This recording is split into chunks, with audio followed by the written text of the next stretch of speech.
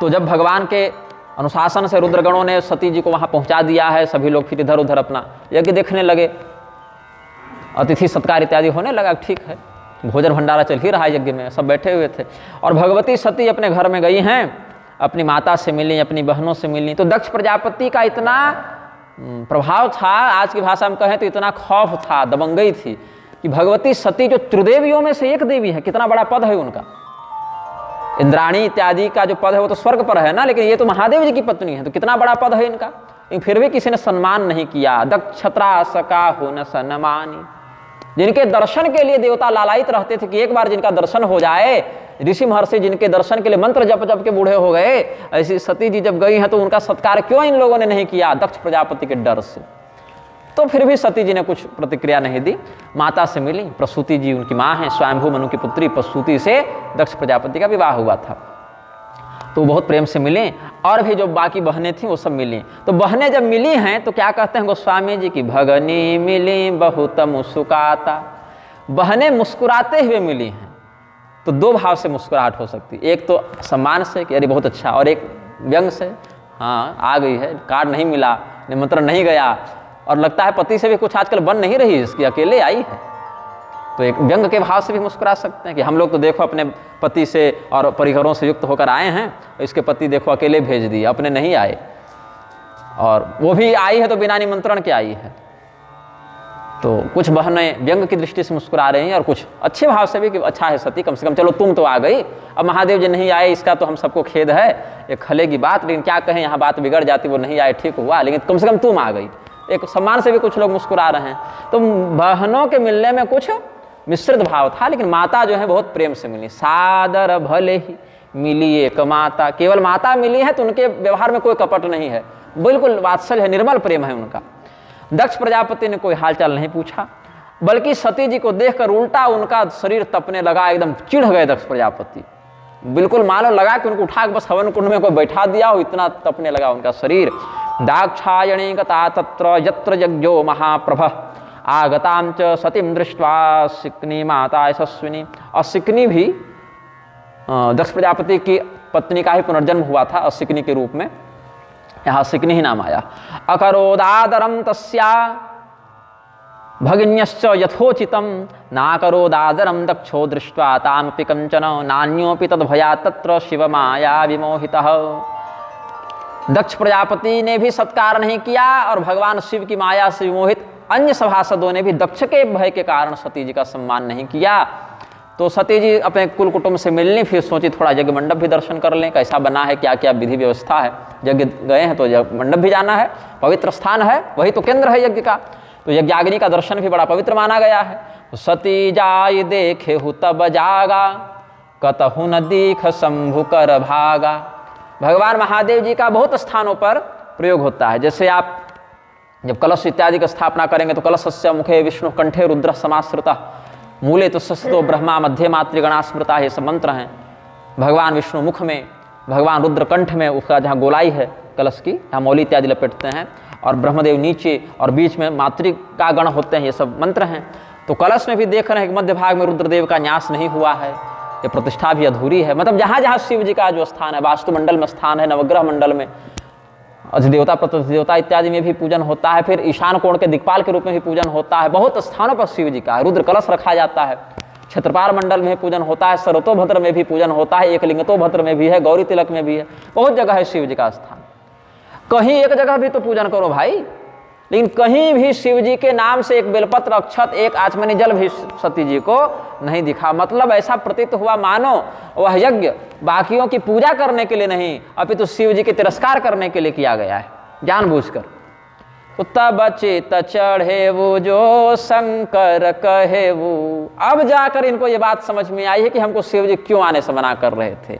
तो कतहु न दीख शंभु कर भागा, जब भगवान महादेव का भाग, उनका अधिकार कहीं नहीं दिखा, तब इनके चित्त में वो ज्ञान चढ़ा है अब जाकर कि प्रभु अपमान समझे उरद है वो। अब भगवती सती के हृदय में बहुत ज्यादा ज्वाला, एकदम क्रोधाग्नि और पश्चातापाग्नि, पश्चाताप और क्रोध की अग्नि से जलने लगे, और पहले जितने भी प्रकार के दुख इनको हुए थे वो सब भूल गई।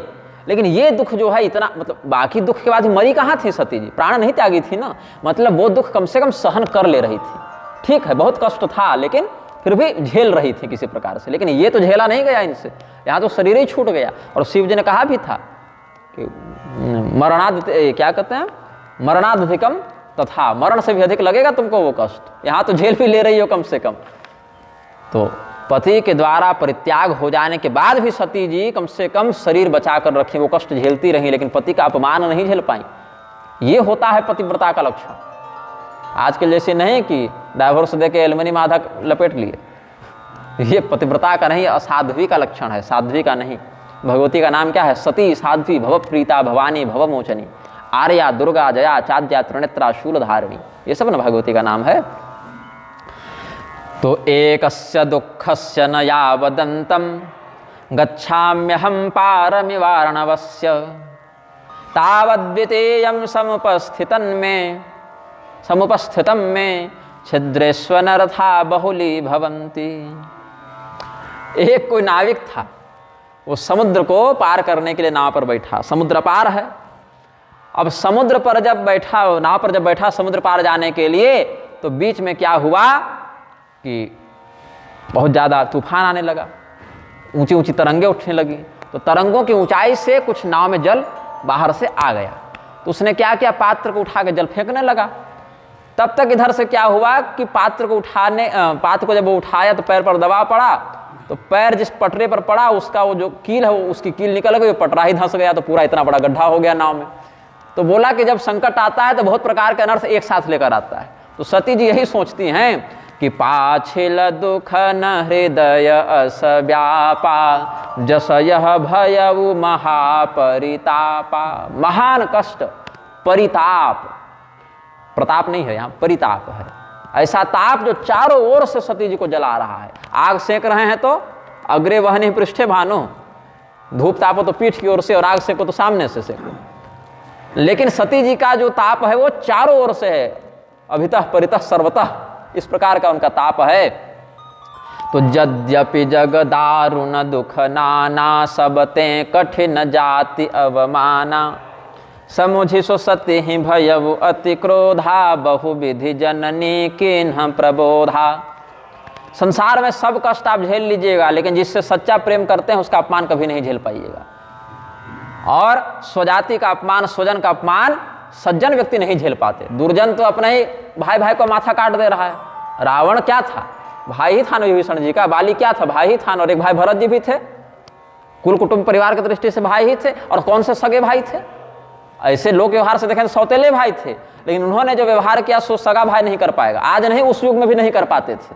भरत जी ने जो चरित्र दिखाया है, आज तो कलयुग है कह देंगे कि कलयुग में नहीं होता, लेकिन त्रेता युग में क्या सगा भाई वो काम कर लेता था जो भरत जी कर लिए?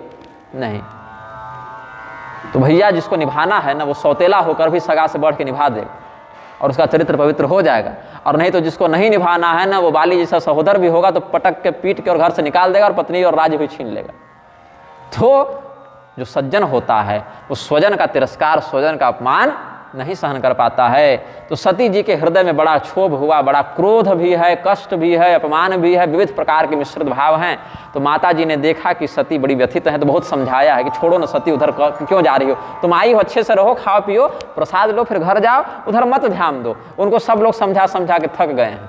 दधीची मुनि समझाने आए थे कि देखो दक्ष, ये भगवान विष्णु का जो यजन कर रहे हो बृहस्पति सव नामक यज्ञ से, बारहस्पति यज्ञ से, और शिव जी का तिरस्कार कर रहे हो तो बहुत बड़े अनर्थ में पड़ जाओगे। शिव जी जब मारने आएंगे तो कोई बचाएगा नहीं तुमको। तो दक्ष प्रजापति कहते हैं कि तो विष्णु भगवान को हम बनाए हैं ना यज्ञ समिति का संरक्षक, तो बचाएंगे हमको। वही दक्ष प्रजापति कहे हैं, दक्ष प्रजापति को दधीची जी महाभागवत उपपुराण में कहे हैं, भगवान विष्णु का नाम दक्ष नहीं है ना जो शिव जी से लड़ने जाएंगे। तुम्हारे जैसा मूर्ख नहीं है वो कि भगवान नारायण भगवान महादेव से विरोध करेंगे।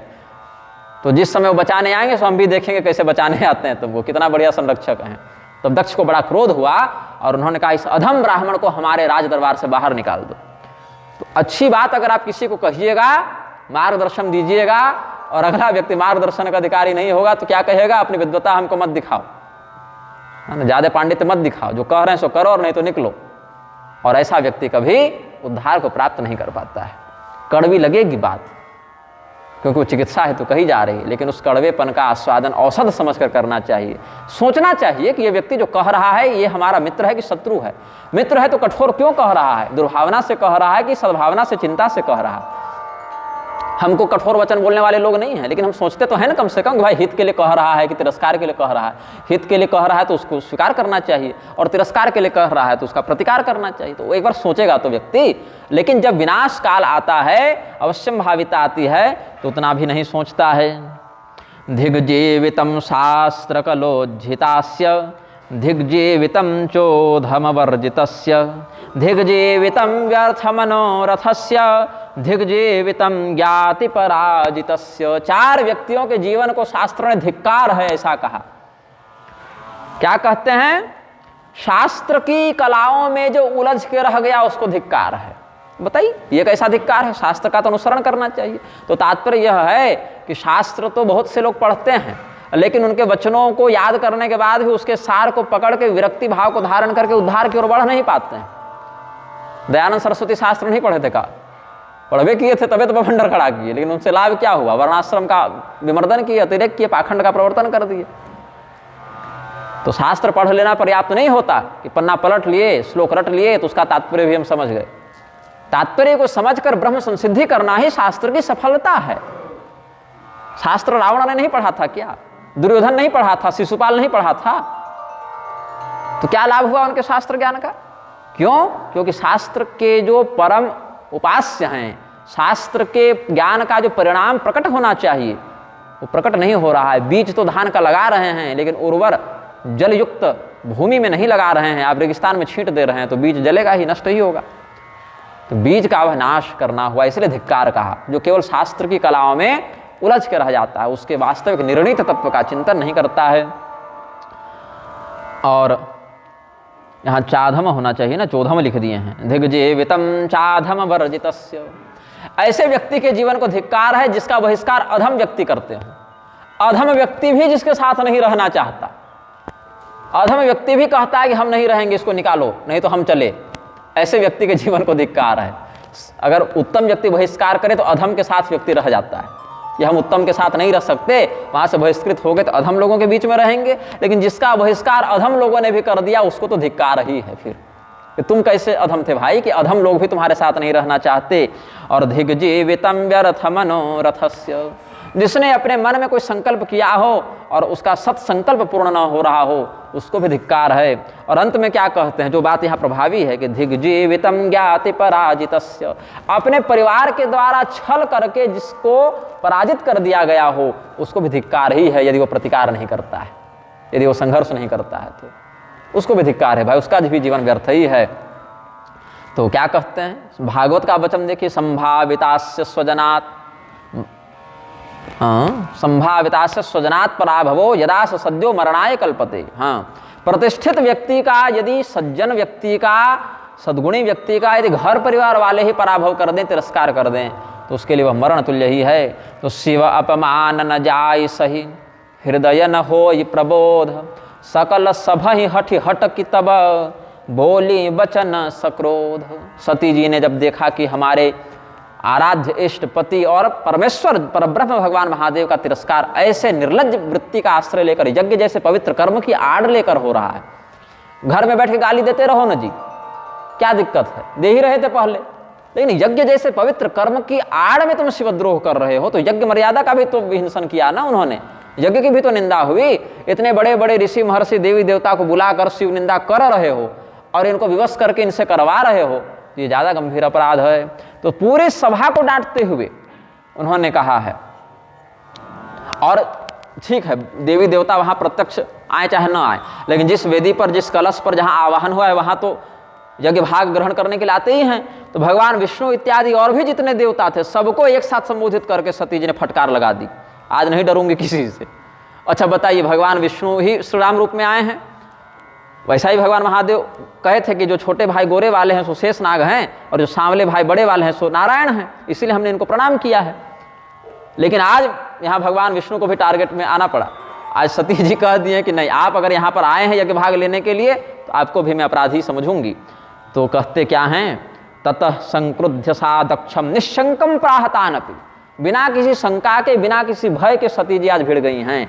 सर्वान विश्वादिकाम देवान मुनि नपि सती ध्रुवम यो निंदति महादेवम निंद्यमानम शृणोति वा ताव भव नरकम यातौ यावच्चंद्र दिवाकरौ। जब तक सूरज चांद रहेगा तब तक नरक में उसका वास रहेगा। किसका? जो भगवान शिव की निंदा करे या निंदा करने वाले की बात चुपचाप सहन करता रहे, सुनता रहे। सुनहु सभासद सकल मुनिंदा कहे सुनी जिन्ह शंकर निंदा सो फलु तुरत लहब सब काहू भली भांति पछिताब पिताहू। जितने ऋषि महर्षि बड़े बड़े वेदज्ञ सभासद ब्राह्मण देवता सब हैं, बहुत अच्छे प्रकार से मेरे वचनों को सुन लीजिए। बहुत नहीं कहेंगे लेकिन जो सही है वही कहेंगे कि जो लोग यहाँ बैठकर शिव जी की निंदा सुन रहे हैं और सहन कर रहे हैं वो सारे लोग इस पाप में भागीदार हैं और सब इस दंड के हिस्सेदार बनेंगे। सबको ये दंड मिलेगा, तुरंत फल मिल जाएगा, बता दे रही हूँ। और रही बात हमारे पिता की, तो पिता को तो इंटरनेशनल फल मिलेगा, पूरा संसार याद रहेगा। और भली भांत हमारे पिता पछताएंगे। संत शंभु श्रीपति अपवादा सुनिय जहाँ तह असिमर जादा काटियता सुजी बहु बसाई। बहुत स्पष्ट कह दिए हैं, इसमें कोई संदेह नहीं। चाहे कोई पॉलिटिकल करेक्टनेस का नाम लेके कह दे कि नहीं नहीं गोस्वामी जी कुछ और कहना चाहते होंगे, बताइए। ढोल गंवार शूद्र पशु नारी पर कितनी वकालत डिफेंसिव होके कहते हैं, रक्षात्मक होके नहीं नहीं, ताड़ना कर शिक्षा देना है, नजर रखना है, क्योंकि वहां अगर पीटना अर्थ कर देंगे तो व्यतिक्रम लगेगा लोगों को। जबकि ताड़नाद मार्दवम यामति ये सब वचन है, आगे वो प्रकरण आएगा तो बहुत स्पष्टता से हम उस पर बताएंगे उसका रहस्य क्या है। और मूरख हृदय न चेत के परिशिष्ट में पूरा हम लेख लिखे हैं, उस पर एक वक्तव्य भी जारी किए थे। तो यहाँ क्यों विवाद नहीं हो रहा है? काट यता सुजी बहु बसाई लिखे तो हैं क्योंकि वही शास्त्र की मर्यादा है भाई। गोस्वामी जी अपने मन से कोई कल्पना करके नहीं लिख रहे हैं ना कि उपन्यास लिख देवें और पाठक जो पढ़ना चाहता है उसके मनोरंजन के लिए लिख दें। जो कैसा वर्णन है शास्त्र में, जो जैसी शास्त्र मर्यादा है, यमराज जिस हिसाब से न्याय करेंगे वो धर्म के अनुसार करेंगे, धर्मराज हैं। तो जो जहाँ पर जो विधान है पुरस्कार का या दंड का उसको दिया जाएगा। जो अच्छा कर्म शास्त्र में विहित है उसका अगर शास्त्र में जो विधान वर्णित है, जैसे अब आज ही एक विषय पर कह रहे थे, भविष्य पुराण का मत है भगवान विष्णु के चरण कमल, भगवान शिव का लिंग और भगवान ब्रह्मदेव का मस्तक, ये तीनों पूजनीय हैं। त्रिदेव का तीनों अंग, विष्णु जी का चरण, शिव जी का लिंग और ब्रह्मा जी का मस्तक। तो जब चरण और मस्तक की व्याख्या करते हैं तब तो चरण और मस्तक ही अर्थ लेते हैं। और शिवलिंग की व्याख्या में सब के सब तत्काल त्रिकालदर्शी एकदम तत्व विशारद हो जाते कि नहीं नहीं, लिंग का अर्थ जननेन्द्रिय थोड़े है, वहां तो चिन्ह है, तेज है, राशि है, बिंब है। तो वहां थोड़ा सा सुरक्षात्मक वर्णन करते हैं। क्यों करते हैं? ताकि विधर्मी लोग हम पर आरोप न लगाएं, हमको लिंग की पूजा करता है, जननेन्द्रिय की पूजा करता है, ऐसा आरोपण न करें। लेकिन यही विधर्मी लोग जब स्त्रियों का जनेऊ कराने जाते हैं और हम लोग शास्त्र मर्यादा से मना करें कि स्त्री का युग पवित्र नहीं होता, तो कहेंगे कि जिस स्त्री के शरीर से पैदा हुए उसी की निंदा करते हो। बताओ, तो स्त्री के शरीर से अकेले पैदा थोड़े हुए थे भाई। छोड़ दो, चलिए ठीक है। तो भगवान महादेव के भी शास्त्रीय रहस्यों को जो जिस प्रकार से वर्णित है उस प्रकार से ही गोस्वामी जी ने वर्णित किया है। और उन रहस्यों को जब लिखा जाता है तो यथावत लिखा जाता है, यही ग्रंथकार का कर्तव्य होता है। हाँ, ग्रंथकार ये अवश्य है कि कुछ बातों की उपेक्षा करने का निर्णय ले सकते हैं। जैसे कुमार कार्तिकेय के प्रसंग में गोस्वामी जी ने स्पष्ट कर दिया कि हम भगवान महादेव और भगवती पार्वती को अपने माता पिता रूप में देखते हैं, तो उनके श्रृंगार का हम वर्णन नहीं करेंगे, बस इतना बता दिया कि विवाह हुआ और कार्तिकेय का जन्म हुआ। लेकिन वेदव्यास जी जब लिख रहे थे तो उन्होंने इस भाव से नहीं लिखा, उन्होंने आर्ष दृष्टि का प्रयोग करके जो यथावत वर्णन है सो लिख दिया। तो ये ग्रंथकार का इतना स्वातंत्र्य होता है कि वो किस बात को सार में लिखे और किस बात को विस्तार में लिखे, लेकिन अनृत भाषण करके नहीं लिख सकता है, अनर्थ व्याख्यान करके नहीं लिख सकता है। तो काटियता सुजी भजु बसाई श्रवण मुदिनत चलिय पराई, कि जहाँ पर संतों की निंदा हो रही हो, जहाँ पर भगवान महादेव की निंदा हो रही हो, जहाँ भगवान विष्णु की निंदा हो रही हो, और अगर वो निंदा आपके कानों में पड़ जाए तो मर्यादा यही कहती है कि उस निंदक की जीभ काट लो। और अगर ऐसा सामर्थ्य नहीं है तो कम से कम कान बंद करके चले जाओ, ये तो कर ही सकते हो। और सामर्थ्यवान हो, ऐसा पराक्रम है तो काट लो जीभ। लेकिन अब उल्टा हो गया है, जीभ काटने का सामर्थ्य है नहीं और उठकर चले जाएंगे तो क्या सोचेंगे, सामाजिक संबंध बिगड़ जाएगा। यही सामाजिक संबंध बनाने के चक्कर में लोग वहाँ भी बैठे हुए थे कि दक्ष प्रजापति हैं, अध्यक्ष हैं, बड़े नेता हैं, कैसे इनका विरोध कर लें। तो इसीलिए ये सब अनर्थ हो रहा था।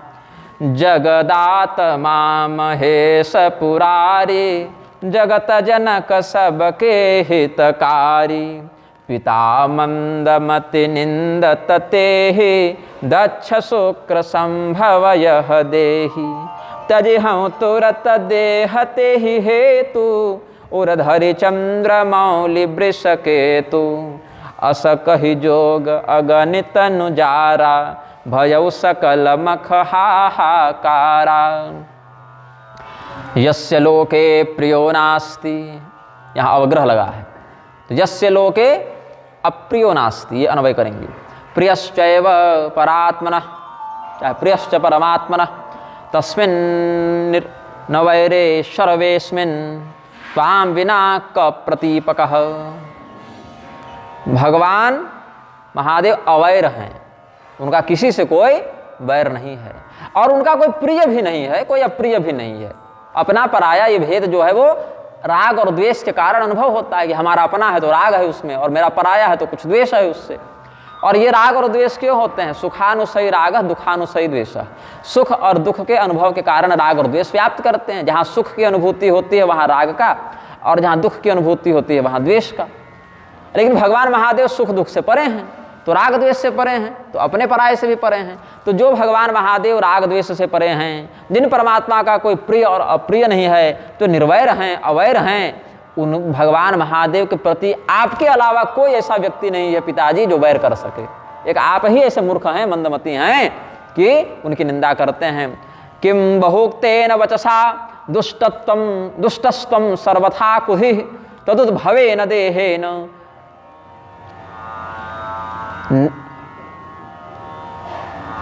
माँ कश्चित प्रयोजनम, इसमें एक अक्षर कम लग रहा है टंकन में। नमाम कश्चित प्रयोजनम, नमे कश्चित प्रयोजनम, ऐसा कुछ होना चाहिए कि और मैं अधिक क्या कहूं, आप मूर्ख हैं और आप दुष्ट हैं, इतना ही कहा सती जी ने। अब यहां पर देखिए, संत शंभु श्रीपति अपवादा में कई बार ऐसा होता है कि मेरा कार्य जो संप्रदायगत आचार्य पीठ पर कर्तव्य है, अशास्त्रीय कथन करने वाले लोगों के, धर्माधिकारियों के अशास्त्रीय वक्तव्य का निग्रह करना कर्तव्य है, और उस निग्रह कर्म में कठोर शब्दावली का प्रयोग करना भी कर्तव्य है। वांगमात्रेणापि नार्चयेत, इस स्मृति मर्यादा के अनुसार बैलाल वक्वृत्ति नाम वांगमात्रेणापि नार्चयेत, कि जो व्यक्ति धर्माधिकारी का वेश बनाकर अशास्त्रीय कथन करे उसका वाणी मात्र से भी सत्कार समुचित नहीं है, ये शास्त्र मर्यादा है। तो कई बार मुझे जब कठोर शब्दावलियों का प्रयोग करके शास्त्र प्रामाण की रक्षा करने के लिए वक्तव्य निर्गत करना पड़ता है, तो लोग कहते हैं तुम संत निंदा करते हो, संत निंदक हो। लेकिन यहाँ यह चिंतनीय है कि उक्त कृत्य में, उक्त वक्तव्य में जो शास्त्र मर्यादा का स्पष्ट विहिंसन कर रहा हो, ऐसे स्थिति में क्या उक्त वक्तव्य के निर्गतकर्ता वक्ता में संतत्व विद्यमान है कि नहीं है? क्योंकि वेश मात्र से तो संतत्व का परिलक्षण हो नहीं सकता। क्योंकि वेश मात्र से संतत्व का परिलक्षण हो सकता था तो जितने भी नास्तिक मतावलंबी गण शास्त्रार्थ करने आते थे वो भी संत वेश में ही आते थे। कौन सा फुल पैंट शर्ट पहन के बंदूक लेके आते थे? वो सब भी तो इसी प्रकार से धोती इत्यादि पहन के ही आते थे या अन्य वेश में ही आते थे। तो भगवती सती ने अपने पिता को, पिता भी गुरु तुल्य हैं, माता पिता भी गुरु हैं, और वो भी दक्ष प्रजापति हैं, लेकिन उनको भी दुष्ट ही कहा, दुर्बुद्धि ही कहा, क्योंकि वहाँ पर उनका पक्ष बिल्कुल अशास्त्रीय था। और यह कहते हैं कि तुम्हारे माध्यम से ये जो शरीर उत्पन्न हुआ है, दक्ष वीर्य से जिस शरीर का प्राकट्य हुआ है, उसका हम परित्याग कर देंगे। अपने हृदय में भगवान महादेव का ध्यान करते हुए हम इस शरीर का परित्याग कर देंगे। भगवान शिव की निंदा में दक्ष प्रजापति ने कहा है कि अरे वह श्मशान में रहता है, भूत प्रेत के साथ रहता है, वो कब से देवता हो गया, वो तो भूत प्रेत पिशाच राट, भूत प्रेत पिशाचों का राजा है, हम सभ्यों के समाज में रहने योग्य नहीं है।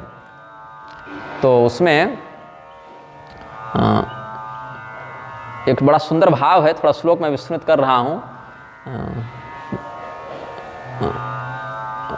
उसमें शिवाख्यम शिवम न विदुष्टन्ये ब्रह्मादवस्तम किर्य जटा श्मशाने तन्माल्य भस्म निकपाल्य सत्पिशाचर्ये मूर्धभिर्दशरणार्वसृष्टम, ऐसे करके एक श्लोक है।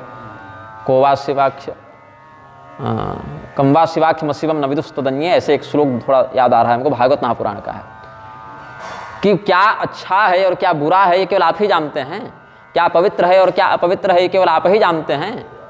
आपके पिता ब्रह्मदेव नहीं जानते हैं कि क्या अच्छा है और क्या बुरा है, जिन भगवान महादेव का बारंबार तिरस्कार कर रहे हैं कि अरे वो नंगे रहता है तो राख लपेटता है तो सांप लपेटता है तो श्मशान में रहता है, अपवित्र है इसीलिए नहीं बुलाए, इस प्रकार से आप जिन महादेव की निंदा में वचन कह रहे हैं, वही भगवान महादेव के चरणों में जो फूल है ना, उसको भगवान शिव का प्रसाद है ऐसा जानकर ब्रह्मा जी अपने माथा पर रखते हैं। तो क्या पवित्र है और क्या पवित्र है उनको नहीं पता है, आप ही एक बड़े धर्मज्ञ हुए हैं। तो अतस्तवोत्पन्नमिदं कलेवरम न धारयिष्येषिति कंठगर्हिणः, भगवान महादेव की गर्हणा करने वाले, निंदा करने वाले आप दक्ष प्रजापति के माध्यम से उत्पन्न इस शरीर का हम धारण अब नहीं करेंगे, परित्याग कर देंगे। जगधस्य मोहाद्धि विशुद्धिमं धसो जुगुप्सितस्योद्धरणं प्रचक्षते, शिव पुराण में भी कहते हैं हतकल्मषतदेह प्रापतच्च तदग्निना भस्मसाद भवत् सद्यो मुनिश्रेष्ठ तदिच्छया तत्पश्यतां चखे भूमौ नादो भूत सुमहास्तदा हाहेति सोद्भुतश्चित्रं सुरादीनां भयावहः। पीताम्बर पहनकर, पीले रंग का वस्त्र धारण करके और मौन होकर, उत्तर दिशा में हिमालय पर्वत था तो उत्तर दिशा की ओर मुख करके वहीं भगवान महादेव थे, तो उधर ही मुख करके नेत्र बंद करके समाधि में भगवती सती ने अपने शरीर में ही योगाग्नि के माध्यम से एक अग्नि को उत्पन्न किया और भस्म कर दिया। भस्म से राख नहीं बनाया है, केवल शरीर का उत्सर्ग कर दिया, गौर वर्ण से कृष्ण वर्ण हो गई, दग्ध हो गया शरीर। बाद में उस शरीर को उठाकर शिव जी ने विलाप किया है, फिर चक्र से भगवान नारायण ने काटा है, तो शक्तिपीठ अलग अलग जगह बने हैं, ये भी बात है। तो राख तो नहीं हुआ था, बस जैसे जहर इत्यादि से या विष इत्यादि से सर्प काटने पर ये सब या काला पड़ जाता है, शरीर नीला पड़ जाता है, वैसे ही दग्ध हो गया शरीर और प्राण शरीर से निकल गए, सती जी ने छोड़ दिया अपना। और वदत्येवं जने सत्या दृष्ट्वा सुत्यागम अद्भुतम, ये अद्भुत देह त्याग जब लोगों ने देखा तो दक्षम तत्पार्षदाहं तो मुदतिष्ठन् युधाः। भगवान महादेव के जो 60,000 गण गए थे वो सब लोग अपने अपने शस्त्र उठा लिए कि अब संहार कर देना है।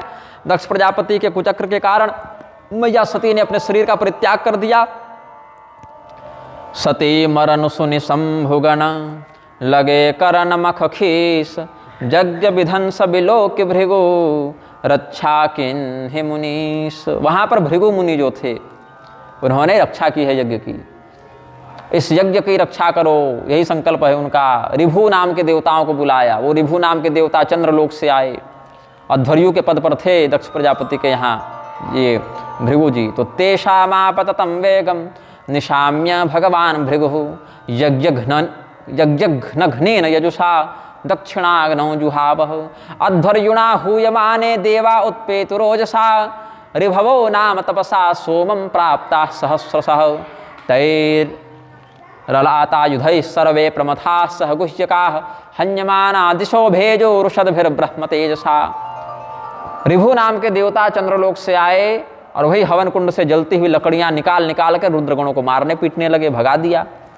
अब ये सारा कथानक, सारा वृत्तांत देवर्षि नारद ने आके भगवान महादेव को सुनाया है। समाचार जब शंकर पाये, वीरभद्र करि कोप पठाये, यज्ञ विधंस जाय तिन्ह किन्हा, सकल सुरन विधिवत फल दिन्हा। यज्ञ भले विधिवत हो न हो, फल बड़ा विधिवत मिला है सबको। तो दक्ष प्रजापति ने जो कुकर्म किया और उस कुकर्म का जिन्होंने समर्थन किया प्रत्यक्ष या अप्रत्यक्ष रूप से, सब उस दंड में भागीदार बन गए। तं किं करोमीति गृणं तमाह, बद्धांजलिं भगवान भूतनाथ। दक्ष सयज्ञं जहि मद्भटानां, त्वमग्रणी रुद्रभटान शको में। अपनी जटा से उसको पटक के, जटा को पटक के, एक हजार भुजाओं वाले और सूर्य के समान चमकते 3 नेत्रों वाले नरमुंडों की माला पहने एक वीर को उत्पन्न किया उन्होंने। उसने कहा मैं क्या करूं, किं करोमि, मैं क्या करूं, मेरे लिए क्या आदेश है। तो भगवान भूतनाथ महादेव ने कहा कि दक्ष को यज्ञ समेत समाप्त कर दो, तुम हमारे अनुचरों के सेनापति वीरभद्र हो, ऐसा आदेश दिया है। और उन्हीं के साथ फिर भद्रकाली इत्यादि भी प्रकट हुए हैं। फिर ये लोग गए हैं और दक्ष प्रजापति के यज्ञ का विध्वंस किया है। तो आगे फिर गोस्वामी जी ने ज़्यादा नहीं वर्णन किया। रुद्रे क्रुद्धे कथम लोके सुखम भवति सत्तमा। भगवान महादेव के क्रुद्ध हो जाने पर सुख किसको प्राप्त हो सकता है। रुद्रस्यानुचरस्तत्र वीरभद्रादिभिः कृते, यज्ञध्वंसे तथा जाते देवलोकेथ जीविते। अन्य ग्रंथों में ये सब विशेष दक्ष यज्ञ विध्वंस है। तो गोस्वामी जी ने भी बड़ा संक्षेप में ही लिखा है कि भद्रज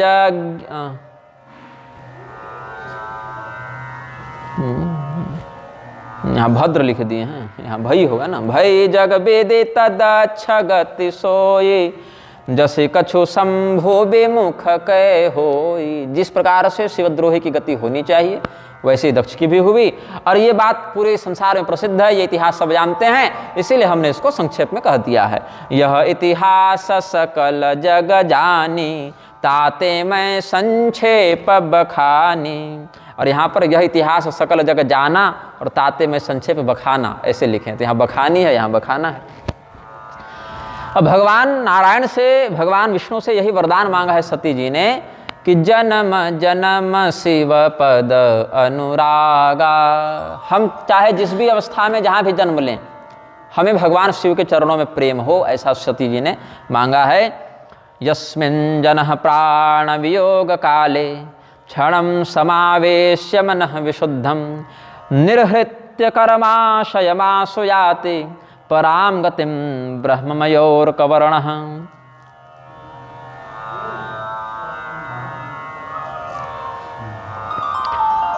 अपने प्राण के निकलने के समय, प्राण वियोग काल में जिस तत्व में व्यक्ति का मन लगा रहता है, बिल्कुल एकाग्रचित्त से जिस तत्व का चिंतन कर दे, उसके कर्म के अनुसार उसको आगे वही गति प्राप्त हो जाती है। चाहे भगवान का चिंतन करे तो भगवान मिल जावे, और भूत का चिंतन करे तो भूत मिल जावे। जिस प्रकार से वो चिंतन करता है तात्कालिक गति वही हो जाती है। यंग यंग वापि स्मरण भावम त्यजत तम ते कलेवरम तंग तमे वैते कौन्तेय सदा तद्भाव भावितः। यही बात गीता में भी भगवान ने कही है। तो सती जी ने यही मांगा था, तेहि कारण हिम गिरि गृह जाई जनमी पार्वती तनु पाई एवं दाक्षायणी हित्वा सती पूर्व कलेवरम। श्रीमद् भागवत ने भी यही बात कहते हैं कि इस प्रकार से दक्षपुत्री भगवती सती ने अपने पूर्व शरीर का परित्याग किया और हिमालय के यहाँ मेना जी के गर्भ से उनका पुनर्जन्म पार्वती के रूप में हुआ। यज्ञे हिमवतः क्षेत्रे मेनायामिति शुश्रुम। अब भगवती पार्वती का चरित्र वर्णित करते हैं। अब देखिए, याज्ञवल्क्य जी से भरद्वाज जी ने श्री राम चरित्र के विषय में प्रश्न किया है, लेकिन अभी श्री राम चरित्र पर आए नहीं है, अभी केवल सती और शिव चरित्र चल रहा था, पार्वती शिव चरित्र चलेगा। तो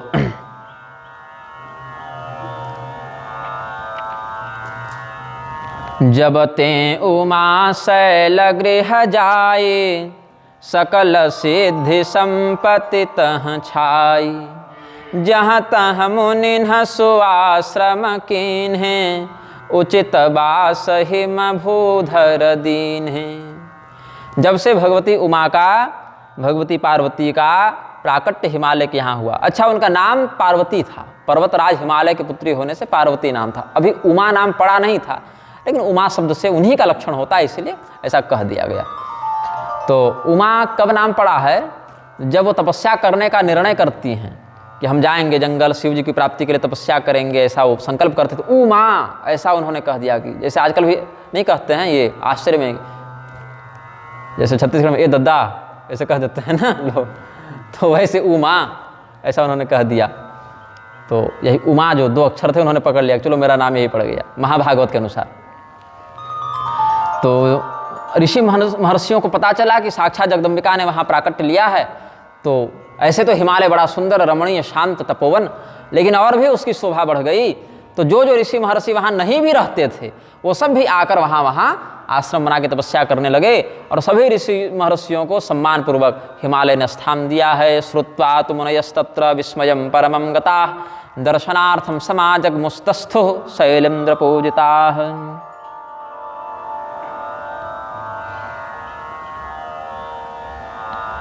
तो क्या क्या वहाँ परिवर्तन हुआ? सदा सुमन फल सहित सब द्रुमन वनाना जाति प्रगटे सुंदर शैल पर मन आकर बहुभाति। ऐसा नहीं है कि हिमालय में जंगल नहीं थे या फलदार वृक्ष नहीं थे, लेकिन क्या है, फलदार वृक्ष अपनी ऋतु के अनुसार ही फल देंगे, जिस समय जिसका मौसम आएगा। लेकिन पार्वती जी के जन्म से वहाँ पर सालों भर वो फल देने लगे। वो फूल फल सब सदैव जब इच्छा हो तो उपलब्ध हो जाए, मतलब ऋतु की प्रतीक्षा नहीं करनी पड़ती थी। और जो कुछ वनस्पति इत्यादि समुद्र तट के थे जो हिमालय में नहीं होते हैं, वो सब भी वहाँ उत्पन्न हो गए उस समय भगवती की सेवा करने के लिए। और बहुत से मणियों की खान प्रकट हो गई। वृक्षाश्च सफलास्तत्र तृणानि विविधानि च पुष्पाणि च विचित्राणि तत्रासन् ऋषिसत्तमा नद्यः प्रसन्न सलिला हृदा जलरुहश्रियः द्विजालिकुलसन्नादस्तवका वनराजयः। भागवत में भी इस प्रकार से शोभा इत्यादि वर्णित है हिमालय की। और शिव पुराण में कहते हैं सिंहा गावस्तथान्ये च रागादिद्वेष संयुताः तन्महिम्नैवते तत्र नावधन्त परस्परम नवाधन्त परस्परम नाबाधन्त आबाधन्त, इस प्रकार से अन्वय करेंगे। तो जितनी भी नदियाँ थीं उनका जल और भी निर्मल हो गया, और भी पवित्र हो गया, और भी मधुर शीतल हो गया। जितने भी हिरण थे, मृग थे, खग थे, भंवरे थे, सब वहाँ गुंजार करने लगे, रमणीय हो गया। और भी जैसे हाथी और सिंह में प्राकृतिक वैर है, सिंह में हिरण में प्राकृतिक वैर है, तो ये सब जो प्राकृतिक शत्रु थे एक दूसरे के, वो सब भी अपनी शत्रुता का परित्याग करके एक दूसरे के साथ प्रेम पूर्वक सौहार्द पूर्वक रहने लगे। तो सोह शैल गिरिजा गृह आये जिम जनु राम भगति के पाये नित नूतन मंगल गृह तासु ब्रह्मादिक गावहि जस जासु।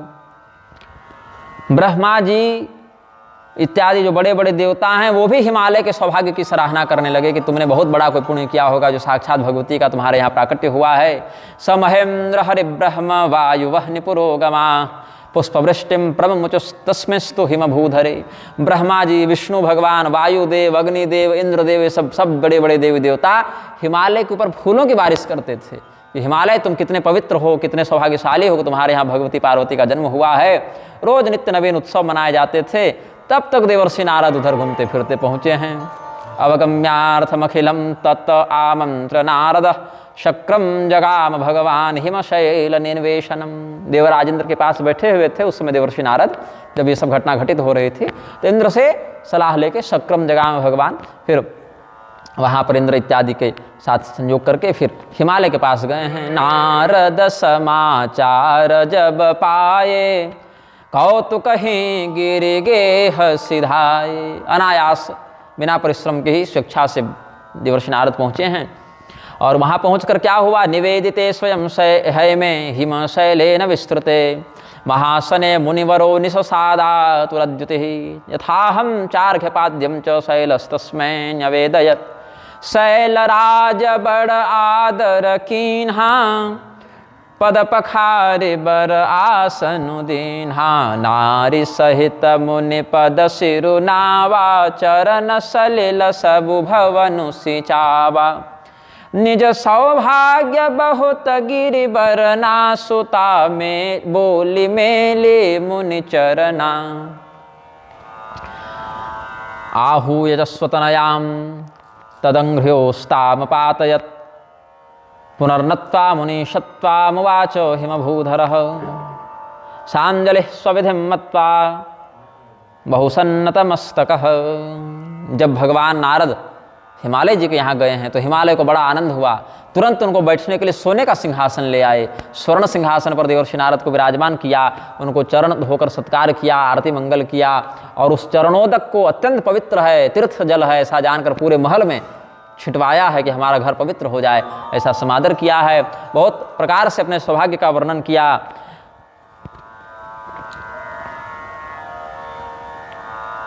सद्विप्रपादोदक कर्दमानि सवेद शास्त्र ध्वनि गर्जितानि स्वाहा स्वधाकार सबंदितानि समन्वितानि वैकुंठ तुल्यानि गृहानि तानि।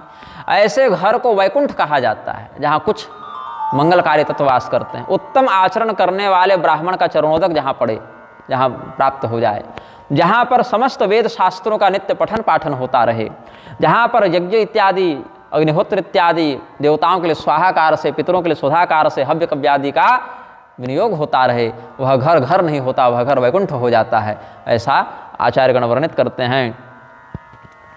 तो ततः पुनरुवाचेदम वाक्यम माता सुताम तदा। मत्स्य पुराण आदि का सिद्धांत यहाँ अनुसरण करेंगे। वत्स्य वंदय देवर्षिम ततो दास्यामि ते शुभम। रत्न क्रीडनकम रम्यम स्थापितम यच्चिरम मया। क्या कहती हैं, पार्वती जी को खेलता हुआ देखकर, रत्न से जुड़े हुए उनके खिलौने थे, बच्ची हैं, छोटी बच्ची हैं, तो बच्चे तो खिलौने से खेलेंगे ही, चाहे भगवान अवतार क्यों न ले, तो खेलते ही हैं, बाल लीला करते हैं। तो पार्वती जी भी बाल लीला कर रही हैं और राजकुमारी हैं, तो उनके खिलौने सोने चांदी रत्न से जड़े हुए हैं। तो जब वो रत्न जड़ित खिलौने से खेल रही हैं तो बड़ा सुंदर वचन है यहाँ पर, ततः पुनरुवाचेदम वाक्यम माता सुता तदा। उनकी माता मेना जी उनके पास गईं और अपनी बेटी को, पुत्री पार्वती को बड़े प्रेम से कहा कि जानती हो हमारे घर कौन आए हैं, देवर्षि नारद आए हैं।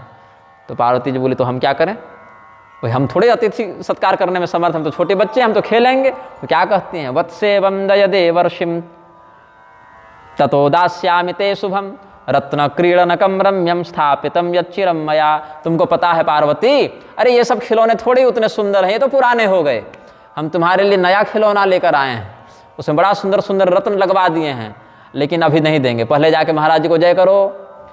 बच्चों को कहते हैं कहीं जाने पर महाराज जी को प्रणाम करो, सीताराम राधे श्याम बोलो, जय करो। तो पहले देवर्षि नारद को जाके प्रणाम करो, फिर तुमको मैं वो खिलौना दूंगी जो बहुत पहले से तुम्हारे लिए बनाकर हमने रखा था। तो सुता बोली मेली मुनि चरना, देवर्षि नारद के पास पुत्री पार्वती को लाकर प्रणाम करवाया है। और कहते हैं जैसा कि आजकल भी माता पिता इस अवसर को चूकते नहीं है कि कोई महाराज जी आवे तो पहले बच्चे को बुला कर कहते हैं महाराज जी को जय करो, फिर महाराज जी कहते हैं कि इसका हाथ देखिए, कुंडली देखिए, भविष्य बताइए। क्योंकि हमारा तो जो होना था सो हो गया, हमारा भविष्य तो हम देख चुके, अब इसका बता दीजिए। तो और यही सबसे बड़ी विडंबना हम लोग के यहाँ हो जाती है किसी घर में जाने पर। त्रिकालज्ञ सर्वज्ञ तुम्हां, और भगवान की बड़ी कृपा है कि हम लोग त्रिकालज्ञ अभी नहीं है, नहीं तो और समस्या होती। ये देवर्षि नारद को पड़ी ना समस्या। त्रिकालज्ञ सर्वज्ञ तुम्हां गति सर्वत्र तुम्हारी, कहु सुता के दोष गुणा मुनिबर हृदय विचारी। हमारी पुत्री आपके सामने प्रस्तुत है प्रभु, और आप तो सर्वज्ञ महात्मा है, त्रिकालज्ञ महात्मा है, सब कुछ आप जानते हैं, तीनों कालों में आपकी गति है, तीनों लोकों में आपकी गति है, कुछ ऐसा नहीं जो आपसे छिपा हुआ है। तो हमारी पुत्री को देखिए, इसके भाग्य की रेखाएं पढ़िए और अपनी विद्या के प्रयोग से जो भी अच्छाई बुराई इसके जीवन में हो सो बता दीजिए। तो आहूय च स्वतनयाम त्वदंघ्योस्ताम पातयत पुनर्नत्वा मुनीशत्वामुवाच हिमभूधरः सांजलिं स्वविधिं मत्वा बहुसन्नतमस्तकः। इसके बाद का प्रकरण, हे मुने नारदज्ञानिन ब्रह्मपुत्र वर प्रभो सर्वज्ञस्त्वं सकरुणः परोपकरणे रतः। दूसरे के उपकार करने में आप तो लगे ही रहते हैं महाराज जी, तो थोड़ा हमारा भी उपकार कर दो। कि मत्सुता जातकं ब्रूहि गुणदोष समुद्भवम्। तो क्या कहते हैं, कह मुनि बिहसे गूढ़ मृदु बानी, सुता तुम्हारे सकल गुण खानी, सुंदर सहज सुशील सयानी, नाम उमा अंबिका भवानी। कि हे पर्वतराज हिमालय, तुम इनके विषय में हमसे क्या पूछते हो, बड़ा रहस्यपूर्ण वचन कहा है कि तुम्हारी पुत्री का नाम भवानी है। भवानी किसको कहते हैं, जो भव की शक्ति हो, भव भगवान महादेव का नाम है, तो महादेव जी की शक्ति हैं ये, मतलब ये पूर्व काल की सती हैं जो यहाँ पार्वती रूप में आई हैं और बाद में शिव जी से ही इनका संयोग होगा, यही विधान है। इनका नाम उमा होगा। उमा कब नाम पड़ा, जब तपस्या करने जा रही थी, तो अर्थात ये तपस्या करने भी जाएंगे। और अंबिका सबकी माता हैं ये, भले तुम्हारी पुत्री रूप में आ गई हैं लेकिन हैं ये जगन माता, ऐसा कह दिया। सुंदर हैं ही, विनम्र हैं ही, सुशील हैं ही, और सयानी बहुत समझदार भी हैं। बचपन में ही इनकी बुद्धि बहुत चतुर है, बहुत निपुण है, शास्त्र सम्मत है। एषा ते तनया मेने सुधांशोरिव वर्धिता, आद्या कला शैलराज सर्वलक्षणशालिनी। ये आद्या शक्ति जगदम्बिका सभी उत्तम लक्षणों से युक्त हैं। तो क्या मैं इनकी बड़ाई करूं, सर्वलक्षणशालिनी को मैं एक एक लक्षण क्या बताऊं, तो इतना ही कह दिया। सबलक्षण संपन्न कुमारी, होय संतत पियहि पियारी, सदा अचल एहि कर अहि वाता, एहि तेजसु पैहि पितु माता। तुम्हारी पुत्री तो हर प्रकार के सद्गुणों से युक्त है, अपने पति की बड़ी प्यारी होंगी, बड़ी लाडली होंगी, इनके पति इनसे बहुत प्रेम करेंगे। तो माता जी तो खुश हो गई, चलो वाह, हमारी पुत्री का जीवन तो बन गया। क्योंकि हर माता की इच्छा होती है कि उसके दामाद उसकी बेटी से बहुत प्रेम करें। अब ये तो अच्छी माता की इच्छा होती है, लेकिन बहुत सारी माताएं यहीं से कोचिंग देते रहती हैं कि देखो ऐसा कहना, वैसा करना, यहीं से सारा गुरुकुल पढ़ाते रहती हैं, घर फोड़ देती हैं। ऐसा नहीं, जो साध्वी माताएं हैं वो अपनी पुत्री को स्त्री धर्म की शिक्षा देती हैं, बहू को भी स्त्री धर्म की शिक्षा देती हैं। कौशल्या जी और सुनैना जी, पुत्री और पुत्रवधू दोनों भाव से सीता जी को स्त्री धर्म की शिक्षा दी है ना। यद्यपि सीता जी को पढ़ने सुनने की आवश्यकता नहीं है, वो तो स्त्री धर्म की सर्वोच्च प्रतिमान है, लेकिन फिर भी लोक मर्यादा में यही है। इनका सौभाग्य सदैव अचल रहेगा। काहे भाई? इनके पति जो हैं वो मरने वाली पार्टी नहीं है, मारने वाली पार्टी है। संहार करने का विभाग है ना शिव जी का। तो इन सदा अचल एहि कर अहिवाता, इनका सौभाग्य जो है ये सदैव बना रहेगा, कभी खंडित नहीं होगा। और केवल ससुराल नहीं, मायके का भी बड़ा सुंदर मंगल अभिवर्धन होगा। इनके चरित्र में इतनी पवित्रता होगी कि आप लोगों का भी बड़ा नाम होगा कि हम पार्वती के माता पिता हैं, ऐसा आपका भी यश बढ़ेगा।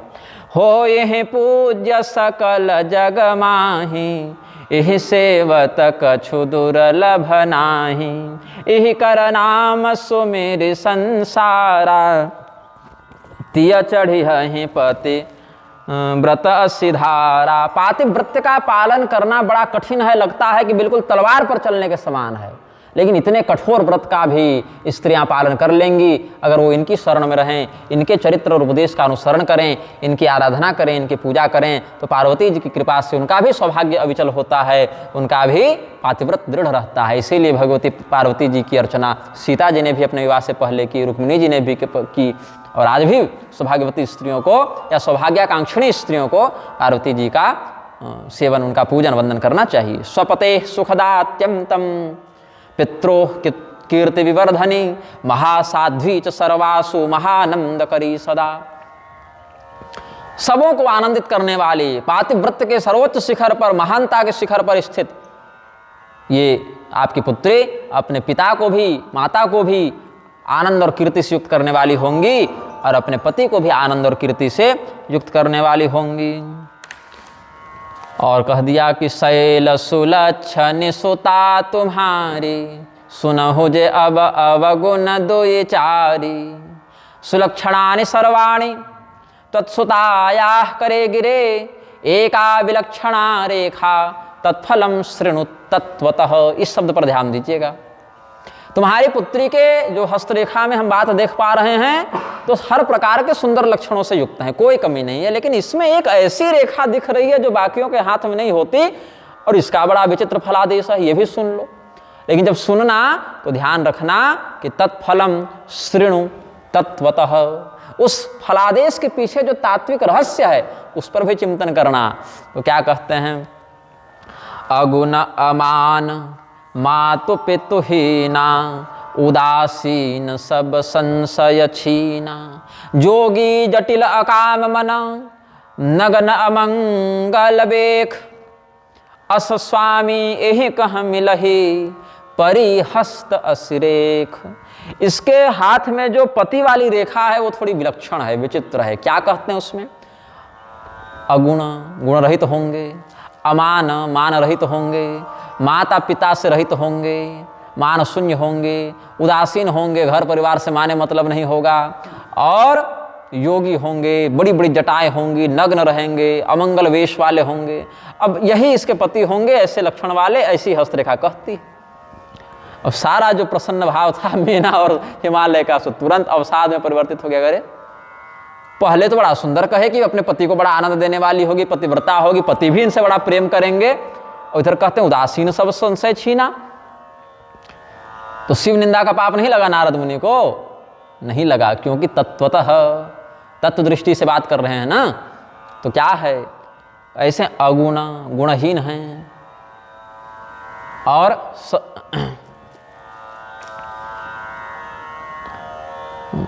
सात्विक, राजस, तामस, इन तीनों का आश्रय लेकर, तीनों का अधिष्ठान प्राप्त करते हुए, और सृजन रक्षण हरन विश्वम दध्रे संज्ञाम क्रियोचिताम, सृष्टि के प्रवर्तन के समय वह परमात्मा रजोगुण का प्रभाव प्रदर्शित करते हुए ब्रह्मा के रूप में प्रकट होते हैं।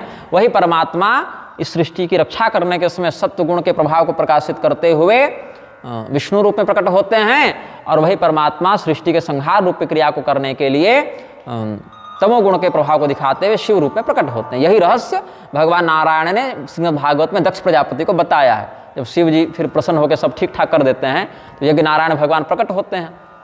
8 भुजाओं वाले वहाँ नारायण चतुर्भुज नहीं अष्टभुज वाले रूप में प्रकट हुए हैं भगवान वहाँ पर, और यही रहस्य बताते हैं कि हम जो 3 दिख रहे हैं ना बालक, 3 हैं नहीं, काम 3 है, विभाग 3 है, इसीलिए हम लोग 3 दिखते हैं, बाकी प्रणवाक्षर के मध्य ये तीनों एका, ये भी है। तो सृजन रक्षण हरण विश्वम दध्रे संज्ञाम क्रियोचिताम, जैसी क्रिया है वैसा रूप है, वैसी संज्ञा है वैसा गुण है।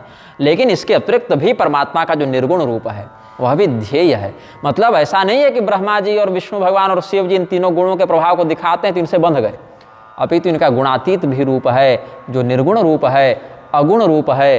तो इसका अर्थ है कि इसके पति जो भगवान महादेव हैं वो गुणों में आबद्ध सामान्य जीव नहीं हैं, अपितु वे निर्गुण परब्रह्म है, ऐसा समझना चाहिए। परमात्मा जो निर्गुण है वह भी जब सगुण होते हैं तो गुणों के प्रभाव को प्रकट करते हैं, इसीलिए सगुण कहलाते हैं।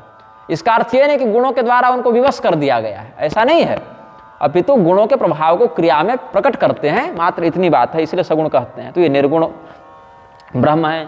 फिर अमान है। अमान का अर्थ क्या हुआ? जिसका कोई मान नहीं। तो मान क्या? सम्मान वाला मान नहीं, मान परिमाण वाला मान, कि यहाँ से यहाँ तक हैं, ऐसा नहीं। अमान मतलब जिसका अमित मान है, जिसकी कोई सीमा नहीं है, अनंत ब्रह्म जो हैं वह यहाँ अमान कहलाएंगे। लोक दृष्टि से यहाँ नए समास भी लग सकता है, मान रहित अर्थ भी लग सकता है, लेकिन पहले कह दिए हैं तत्फलं शृणु तत्वतः, इसलिए यहाँ लोक व्याकरण निरुक्त का आश्रय न लेकर तत्व निरुक्त का आश्रय लेना पड़ेगा। तो कह दिए कि अमान है मतलब प्रमाण रहित, परिमाण रहित जो ऐश्वर्य है भगवान का उससे युक्त हैं, उनके ऐश्वर्य का, उनके सामर्थ्य का कोई परिसीमन नहीं कर सकता है। और मातु पितु हीना, इनके माता पिता भी नहीं हैं, क्योंकि यही सबको बनाने वाले हैं, तो इनको कौन बनाएगा? अव्यक्त अनादि अजन्मा परमात्मा का जनक कौन हो सकता है? तत्व दृष्टि से तो कोई नहीं। सर्व कारण कारण, भगवान महादेव कैसे हैं? जितने भी संसार के उत्पत्ति कारक प्रजापति इत्यादि हैं, अन्य देवी देवता, उनके भी ये उत्पत्ति कारक स्वयं हैं। इसीलिए भगवान महादेव कैसे हैं? निर्गुणश्च महादेव सर्व कारण कारण, भगवान महादेव निर्गुण हैं और सभी कारणों के भी कारण हैं। इसीलिए बंधु ये मातु पितु हीना और उदासीन, उदासीन कौन है? जो अच्छे बुरे में समभाव का प्रदर्शन करे और जो मित्र शत्रु में समभाव का प्रदर्शन करे। त्रिविध संबंध स्थापित होता है, नीति शास्त्र पढ़ेंगे, राजनीति, शुक्र नीति इत्यादि में भी, तो वहां पर शत्रु मित्र और उदासीन 3 व्यवहार होता है। शत्रु मतलब आपका विरोधी, मित्र मतलब आपका समर्थक, और उदासीन मतलब जो दोनों नहीं है। तो भगवान कैसे हैं? समोहम सर्वभूतेषु न मे द्वेष्योस्ति न प्रियः। ब्रह्म भाव में स्थित भगवान श्री कृष्ण गीता में कहते हैं कि मैं समदर्शी हूं। श्री रामचंद्र जी को भी समदर्शी ही कहा गया है, ब्रह्म रूप में भगवान समदर्शी हैं। तो महादेव जी भी ब्रह्म रूप में समदर्शी हैं। यह हमारा अपना है या हमारा पराया है, ऐसा समझकर व्यवहार नहीं करते, अपितु ये यथा माम प्रपद्यन्ते तांस तथैव भजाम्यहम्। जो जिस प्रकार से हमारा भजन करता है हम उसके साथ वैसा ही व्यवहार करते हैं। यही भगवान का ब्रह्म तत्व से निर्गत होने वाला व्यवहार है। तो भगवान समदर्शी हो गए। सब संशय छीना, जितने भी प्रकार के संदेह हैं, जितने प्रकार की भी शंकाएं हैं, उन सभी शंकाओं से हीन हैं। तो यदि आप किसी गुरु के पास जाएं और गुरु जी अपने संदेह में बैठे हुए हैं तो आपके संदेह का कैसे निवारण करेंगे? तो गुरु तो शिष्य को तभी संदेह मुक्त कर सकता है जो स्वयं संदेह मुक्त हो चुका हो। तो भगवान महादेव के भी व्यक्तित्व में किसी प्रकार का कोई संदेह नहीं है। एक बार क्या हुआ, एक बार दक्ष प्रजापति में और सनत कुमार में शास्त्रार्थ का व्यवहार हुआ। क्षमस्वापराधम में ब्रह्मदेव में की सभा में भगवान महादेव के महात्म्य को प्रतिपादित करने के लिए शास्त्रार्थ हुआ था। तो एक तरफ महादेव जी थे, एक तरफ सनत कुमार थे। तो वहां पर निर्णायक कौन बने? महादेव जी भी परम तत्ववेत्ता हैं और सनत कुमार भी वैसे ही हैं। तो उनके मध्य में निर्णय कौन करें, ऐसा चिंतन हुआ। तो भगवती सरस्वती को निर्णय करने के लिए बैठाया गया। भाई अब ज्ञान की देवी आप हैं तो आप निर्णय कीजिए। तो भगवान महादेव उस समय दक्षिण मुख होकर बैठे, इसीलिए उनका नाम पड़ा दक्षिणामूर्ति। तो दक्षिणामूर्ति महादेव का वहाँ अवतार होता है। और ये अद्भुत ज्ञान चर्चा हुई और सामने जितने सनत कुमार और नारद और भृगु और वशिष्ठ, विश्वामित्र, याज्ञवल्क, जाबाली, सब बड़े बड़े ऋषि महर्षि बैठे थे। ये सबों के मन में कुछ तत्व जिज्ञासा थी, संदेह था। और ये अद्भुत उपदेश ऐसा हुआ कि भगवान महादेव को एक भी शब्द का उच्चारण नहीं करना पड़ा। तो वहां पर निर्णय क्या दिया गया? चित्रम वटतरोर्मूले वृद्धा शिष्या गुरुर्युवा गुरोस्तु मौनम व्याख्यानम शिष्यास्तु छिन्न संशया। भगवान महादेव जब दक्षिणामूर्ति रूप में बैठे हैं तो बड़ा सुंदर बालक बन के बैठे हैं, मतलब बहुत एक नव किशोरावस्था में बैठे हैं। और जितने ऋषि महर्षि बैठे हैं वो सब बड़े बड़े बूढ़े बूढ़े सब एकदम वृद्ध बैठे हैं। तो क्या निर्णय हुआ वहां पर कि ये अद्भुत बरगद का वृक्ष है और उसके नीचे भगवान दक्षिणामूर्ति बैठे हैं, महादेव जी दक्षिणामूर्ति रूप में। और चेला जो है वो बूढ़ा है और गुरु जवान है। और इस उपदेश में विलक्षण बात क्या है कि गुरोस्तु मौनम व्याख्यानम शिष्यास्तु छिन्न संशया। गुरु को एक शब्द का उच्चारण नहीं करना पड़ा।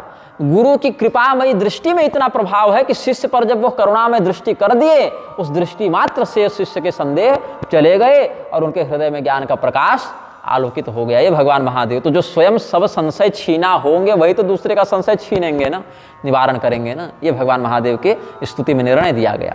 तो वही भगवान दक्षिणामूर्ति की परंपरा आज भी ज्ञान मार्ग में बड़ी उत्तम है। भगवान शंकराचार्य जी उनको गुरु रूप में प्रणाम किए हैं। विश्वम दर्पण दृश्यमान नगरे तुल्यम निजांतर्गतम पश्यन्नात्मनि मायया बहिर्वोद्भूतम यथा निद्रया।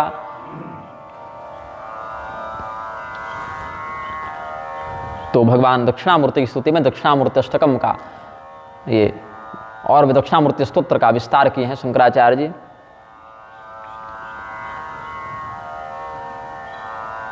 अब आगे योगी, योग साधन करने वाले, समत्तम योग उच्यते, जो हर प्राणी में समदर्शन का व्यवहार करे, समदृष्टि रखे, वह योगी हैं।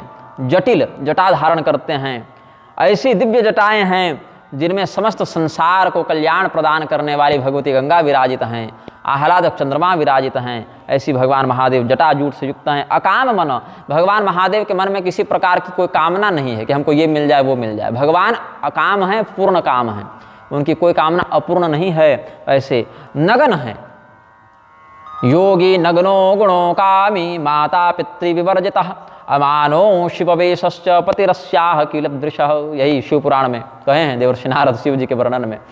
दूल्हा बता रहे हैं ना कैसा होगा, तो अगुवाई कर रहे हैं दूल्हा की, तो ऐसा ही दूल्हा होगा। अब आमतौर पर क्या होता है कि जब कन्या पक्ष और वर पक्ष के अगुवा मिलते हैं तो कन्या के गुणों को बढ़ा के और अवगुणों को कुछ कम करके बताते हैं, और वर पक्ष वाले भी ऐसे ही दूल्हे के गुणों को बढ़ा के और अवगुणों को कुछ छिपा के बताते हैं। यहाँ गुण तो छोड़िए, केवल अवगुणे बताते जा रहे हैं तभी से। तो सुनहु जे अब अवगुण दुईचारी, तो यथार्थ कथन कह दिया, क्योंकि त्रिकालज्ञ सर्वज्ञ तुम, तो सर्वज्ञ व्यक्ति झूठ काहे बोलने जाए। तो कैसे हैं? अमंगल वेश हैं, नग्न रहते हैं। तो भगवान महादेव से एक बार प्रश्न किया ऋषियों ने कि आप नग्न क्यों रहते हैं? बोले हम नग्न कहाँ हैं। सीधे पलट गए भगवान महादेव, पलट गए अपनी बात से कि नहीं हम नग्न नहीं हैं। तो महाराज ये जो रूप, बोले ये तो विलासी लोगों को नग्न दिखता है, नग्न तो संसार है, वस्त्र तो हम नहीं पहन रखे हैं। जैसे पूरे संसार को अगर बाउंड्री मारनी हो तो मार पाएंगे क्या आप? मार देंगे? कैसे मारेंगे? अपने खड़ा होइए और चारों ओर बाउंड्री मार दीजिए। तो उस बाउंड्री के बाहर का जितना संसार रहा उसी के अंदर आ गया ना। विपरीत दृष्टि अगर रखेंगे तो पूरे संसार को बाउंड्री से करके स्वयं बाहर हो जाएं, चाहे स्वयं को बाउंड्री के अंदर करके संसार को बाहर कर दें, तो पूरे संसार में आप चार दीवारी ठोक दिए। भगवान शिव ने कहा कि हम नंगे नहीं हैं, संसार नंगा है, इसीलिए हमको नंगा दिखता है। ब्रह्मांड पुराण में रहस्य बताया, जो वैदिक मर्यादा का अनुसरण करता है वही वस्त्र युक्त है, और हम वस्त्र युक्त हैं, वेद रूपी वस्त्रों से हम विभूषित हैं। और वैदिक मर्यादा का जो पालन नहीं करता, ऐसा संसार चाहे कपास और रेशम के वस्त्र धारण कर ले लेकिन नंगा ही रहेगा। भगवान महादेव ये तत्व निरूपण करते हैं। दिगंबर, दिशाएं ही हमारे वस्त्र हैं। भगवान महादेव बोले जब हम अनंत हैं तो फिर वस्त्र हमको शरीर के ऊपर न लपेटना पड़ेगा। शरीर में पहले पता करो ना कि हम कितना है, उसके बाद वस्त्र लपेटेंगे उसके ऊपर। शरीर तुम पता कर नहीं पा रहे हो, इसीलिए शिवलिंग का परिमाण प्राप्त करने जब ब्रह्मदेव विष्णुदेव गए हैं तो कहाँ प्राप्त कर पाए। बोले ठीक है कपड़ा पहन लेंगे, पहले तुम बताओ तो किस साइज का कपड़ा पहनना है, पहले साइज तो पता करो तुम। तो भगवान महादेव नग्न रहते पर भी नग्न नहीं हैं तत्व दृष्टि से, वस्तुतः वही वस्त्र युक्त हैं। और अमंगल वेश, बाहर से देखने पर रुंड मुंड माला पहने हुए सर्पादि के अलंकार से अलंकृत, तो ये सब जो बाहर से दृष्टिगोचर होता है, अमंगल्यम शीलम तव भवतु नामैव अखिलम तथापि स्मर्त्रीणाम वरद परमम मंगलमसि। और ऐसे मंगलकारी परमात्मा जब ज्ञान का उपदेश करते हैं तो बड़े बड़े आचार्य भी कहते हैं कि तस्मै श्री गुरुमूर्तये नमः इदं श्री दक्षिणामूर्तये। तो इस प्रकार से गोस्वामी जी के कथनों में हम भगवान शिव के यशोगान तक पहुँचे हैं, जो देवर्षि नारद कन्या और कन्या के माता पिता और उनकी सखी सहेलियों को बता रहे हैं। अब इस प्रसंग को यहाँ पूर्ण करते हैं, कल आगे के प्रसंगों पर चिंतन प्रस्तुत करेंगे। प्रेम से बोलिए आनंद कंद भगवान की जय। भगवान नाम संकीर्तन करें। सीताराम सीताराम सीताराम सीताराम सीताराम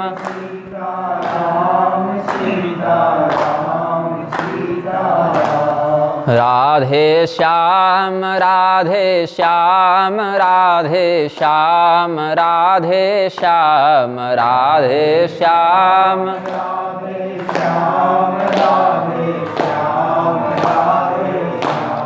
सीताराम सीताराम सीताराम सीताराम सीताराम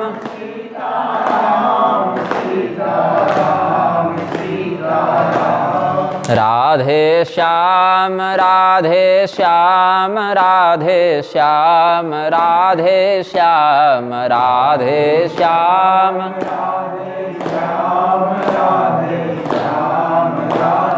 प्रेम से बोलिए आनंद कंद भगवान की जय। श्री सीतारामचंद्र भगवान की, श्री उमापति महादेव की, श्री हनुमान जी महाराज की, श्री गोस्वामी तुलसीदास जी महाराज की जय।